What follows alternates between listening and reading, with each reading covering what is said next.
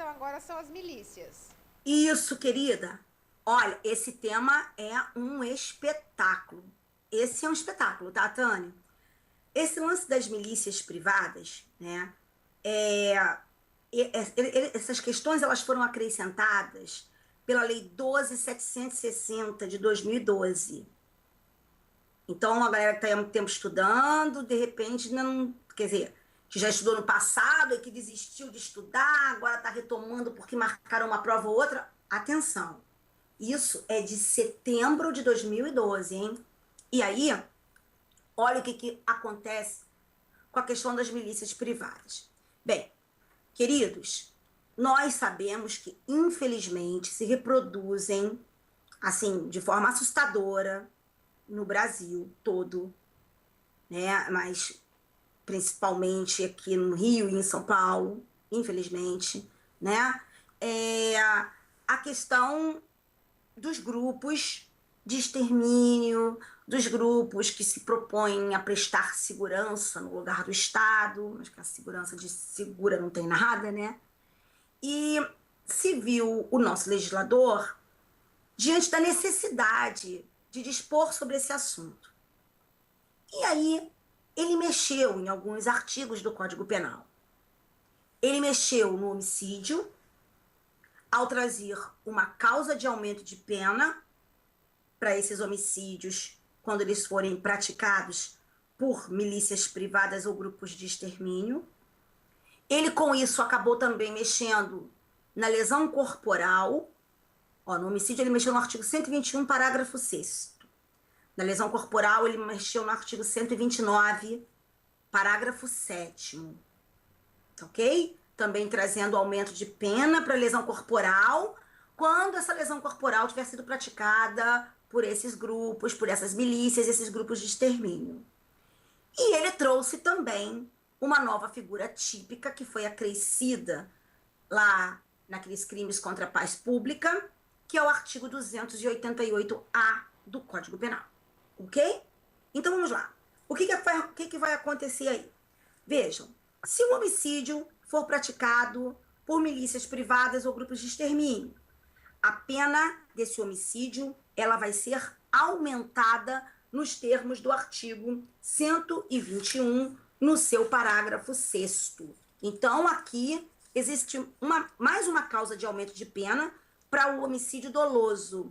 Antigamente, a causa de aumento de pena do homicídio doloso que nós tínhamos era do 121, parágrafo 4º, referente à idade da vítima. A vítima menor de 14, a vítima maior de 60. Hoje, temos ainda no 121, parágrafo 6º, mais uma causa de aumento de pena, que é essa que diz respeito ao homicídio ter sido praticado, ter sido cometido por milícia ou grupo de extermínio, tá certo? E milícia sob pretexto de prestar segurança ou por grupos de extermínio. E essa pena é aumentada de 1/3 até a metade. Pois bem, uma outra coisa também aumentou a pena da lesão corporal. Mas o grande lance, sabe, é o lance do artigo 288-A do Código Penal. O artigo 288-A do Código Penal, que meus queridos vão aí ler comigo, né? Ele traz uma nova figura típica. E uma nova figura típica que dá aso, caramba, mas a muitos questionamentos. Vejam, eles falam assim: constituir, organizar, integrar, manter, custear, organização paramilitar, milícia particular, grupo ou esquadrão com a finalidade de praticar qualquer dos crimes previstos neste código. Pois bem, temos alguns problemas. Esse tipo penal é diferente do tipo penal da quadrilha, não é, gente? É diferente da quadrilha, ele é específico. Ele fala dos esquadrões, dos grupos, das milícias. Agora, sabe qual é o grande lance? Vejam vocês o seguinte. Primeiro, ele não fala na quantidade de pessoas. Nós sabemos que o crime de quadrilha, por exemplo, queridos, ele é um crime de concurso necessário, né? E ele exige a participação de no mínimo 4 pessoas. crime daqui, quantas são as pessoas que precisam participar? Qual é o número mínimo para que nós tenhamos esse crime do artigo 288-A? O nosso legislador não disse. O professor César Roberto Bittencourt, comentando esse dispositivo penal, que, olha, escutem, é questão quente para cair em prova para chuchu. É quentíssima, porque é nova. É nova e tem um interesse enorme, né? Provoca um interesse enorme. Então, ó, olho no lance, pretos. Vamos ver lá. Olha aqui. Não fala do número de pessoas. Não traz a formação mínima. O professor César Roberto Bittencourt, então, entende que deveriam ser 4 pessoas, no mínimo. Por quê? Porque ele compara com a quadrilha e ele acha que qualquer outra interpretação é uma interpretação não permitida pela lei. Eu ouso discordar do meu querido, que eu adoro, professor César, uma pessoa maravilhosa. Eu ouso discordar do meu amigo César Roberto Bittencourt. Na minha opinião, aqui bastariam 3 pessoas. Porque ele fala de grupo. Ó, evidente que 2 não são. Isso aí não há como nós sairmos desse lance aí, não. 2 não são. Não são 2 por quê? Porque não se fala dupla, se fala grupo, grupo é grupo. Grupo não é dupla. Entendeu? O professor César pondera, dizendo que, pô, como é que eu vou imaginar um esquadrão de 3? Tudo bem, professor. Só que fala de grupo, sabe? E se vocês olharem, eu tenho um argumento bom para dizer que são 3. Por quê? Porque, como nós vamos ver daqui a pouquinho, a Lei 12.694, ela nos deu uma definição do que é uma organização criminosa. Isso depois do Supremo já ter dito no HC 97006, salvo melhor juízo, que nós não tínhamos entre nós um conceito de organização criminosa, veio a Lei 12.694 e nos fixou um conceito do que seriam as organizações criminosas. Pois bem, nesse conceito, ele não exige 4 pessoas. Se nós olharmos para a Lei 12.694, nós vamos verificar que ele, ao falar do novo conceito lá de o que seria uma organização criminosa, é o artigo 2º da 12.694, lá de julho de 2012, tá? Ele fala que, para os efeitos desta lei, considera-se organização criminosa associação de 3 ou mais pessoas. Então, cara, nós temos no nosso ordenamento jurídico um dispositivo que fala de organização de grupo e que fala que poderiam ser 3, tá? Mas então existe essa primeira dúvida, 3 ou 4. Eu acredito que coloquem na tua prova? Ah, não acredito não, é controverso. Mas eu acredito que eles coloquem assim, para saber se você está antenado, né, Preto? Com a questão da letra da lei. Pode te perguntar assim, na lei, a Lei 12.760 trouxe a figura das milícias privadas, exigindo um número mínimo de 4 pessoas para sua formação. Não. Você vai dizer que não, porque ela não traz número mínimo. Tá? Ele já vai perguntando para você da letra da lei, ela não traz número mínimo. Agora, uma coisa, queridos, na boa, esse crime do artigo 288-A, essas milícias privadas, elas não podem ser confundidas com um mero concurso de pessoas. Concordam comigo? Não dá para você confundir milícia privada com um mero concurso de pessoas. Isso aqui é um crime contra a paz pública. Então, isso aqui exige que essas pessoas estejam unidas com características de estabilidade e de permanência para a prática da conduta criminosa, sabe? Então, nós não vamos confundir isso. Não é um mero concurso eventual. Se elas se uniram para praticar aquilo ali, mas nada, se foi uma reunião ocasional, uma associação ocasional para aquilo e ó, nothing else, nada mais, na boa, não vamos usar o 288-A. Então tem que ter estabilidade e permanência. Outra coisa, hein? Escutem aqui. Olha que barato que pode cair na prova de vocês.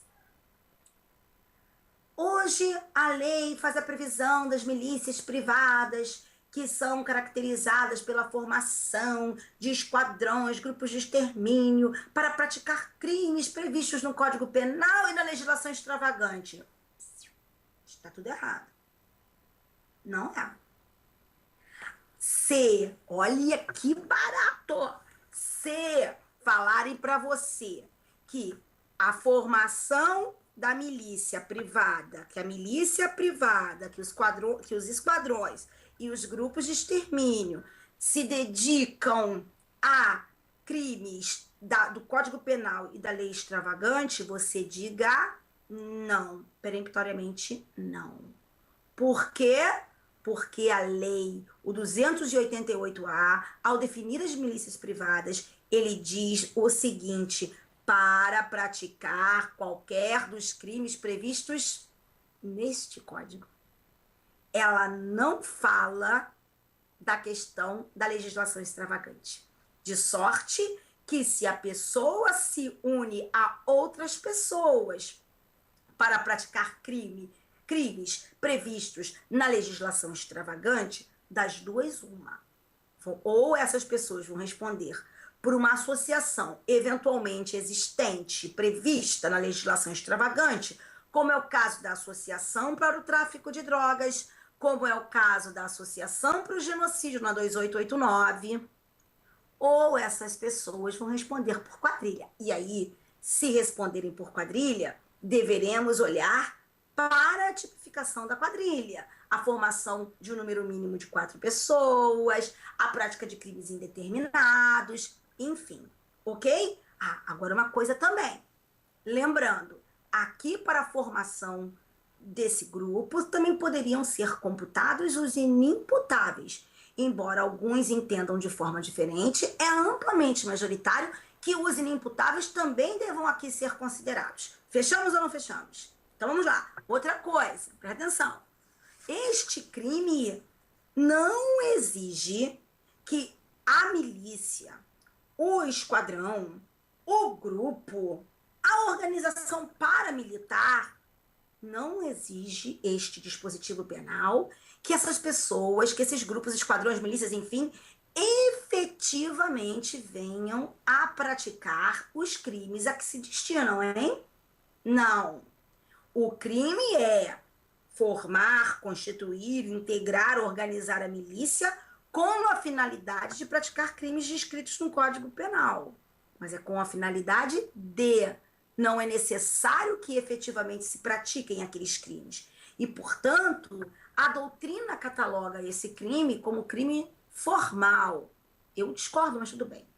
É porque eu faço uma diferença, quer dizer, eu faço não. Eu volto lá para a Hungria para fazer uma diferença entre crimes formais e crimes de perigo, mas eu também não quero falar isso para vocês agora, porque eu não quero confundir a cabeça de vocês agora, eu quero que vocês passem nessa prova, que vocês fizerem, tá bom? Então, olha só, você pega a doutrina diz que são crimes formais. Então, por que a doutrina diz que isso é crime formal? Porque ela quer dizer, pretos, que não é necessário que se atinja o resultado que se objetiva atingir, que no caso é o cometimento dos outros crimes, para que nós tenhamos o crime de milícia privada, ok? Quer dizer, esse crime se aperfeiçoa no momento em que as pessoas se unem para praticar os crimes, né, a que se destinam. Mas, se efetivamente essas pessoas vierem a praticar os crimes a que se destinam, elas responderão pela milícia privada e também por esses crimes e em concurso material, ok? E são crimes diferentes. O Supremo sempre diz isso. A objetividade jurídica na quadrilha é diferente da objetividade jurídica dos crimes que venham a ser praticados por quadrilha. Então, vamos dizer que a objetividade jurídica do crime da milícia privada do 288A é diferente da objetividade jurídica dos crimes que a milícia privada vem a praticar. A milícia tutela a questão da paz pública. Se ela pratica outro crime previsto no Código Penal e milícia, esse outro crime vai tutelar a vida, a integridade física, o patrimônio, o que seja. Mas é outro bem jurídico. Por isso que é possível que nós aglutinemos esses dois crimes em concurso material de delitos. Aí vai a pergunta. Vamos ver? Se te perguntassem assim, a doutrina, o Supremo Tribunal Federal aceitaria a aplicação da milícia privada em concurso material com um crime de homicídio com a causa de aumento de pena da milícia privada. Entenderam? Eu estou te perguntando o seguinte, é possível que alguém responda pelo crime de milícia privada, 288-A, mais o crime de homicídio? Claro que é sim, acabei de ver. Agora, seria possível que a pessoa praticasse o crime de milícia privada mais o homicídio com a causa de aumento de pena da milícia privada? Ou isso é bis in idem? Cara, é majoritário na jurisprudência do Supremo Tribunal Federal que não caracteriza bis in idem a responsabilização por quadrilha e por um outro crime com aumento de pena pelo fato de haver concurso de pessoas. Bem, se nós usarmos esse pensamento e trouxermos isso para cá, a resposta vai ser a mesma. Não há bis in idem porque as objetividades jurídicas são diferentes. Tá ok? Agora, uma crítica muito forte que se faz a esse dispositivo é que se diz que esse dispositivo é um tipo por demais aberto, sabe, gente? É por demais aberto, porque ele não diz o que são milícias, o que são esquadrões, o que são grupos, né? Enfim, tá certo? Agora uma coisa, hein? Se você disser que aquele homicídio foi praticado por uma milícia privada, ou se você disser que aquele homicídio foi praticado por um grupo de extermínio, se você disser que aquele homicídio foi praticado por um grupo de extermínio, esse homicídio continua sendo, infelizmente, um homicídio simples com aumento de pena e hediondo, tá bom? Embora a doutrina diga que como é que se pode imaginar um homicídio praticado em atividade típica de grupo de extermínio como um homicídio simples, né? Motivação seria no mínimo torpe. Mas não cai nessa, não vamos cair nessa questão. Vamos ser objetivos, vamos passar nessa porcaria desse concurso, né? Do jeito que está escrito lá no artigo 1º, inciso 1 da Lei dos Crimes Hediondos, o crime de homicídio praticado em atividade típica de grupo de extermínio, sem uma qualificadora outra qualquer prevista no artigo 121, parágrafo 2º, é um crime de homicídio simples, que hoje tem a causa de aumento de pena do parágrafo 6º, né? Tá bom? Bem, então era isso que eu queria falar a respeito dos crimes, quer dizer, a questão das milícias privadas. Tá bom, queridos?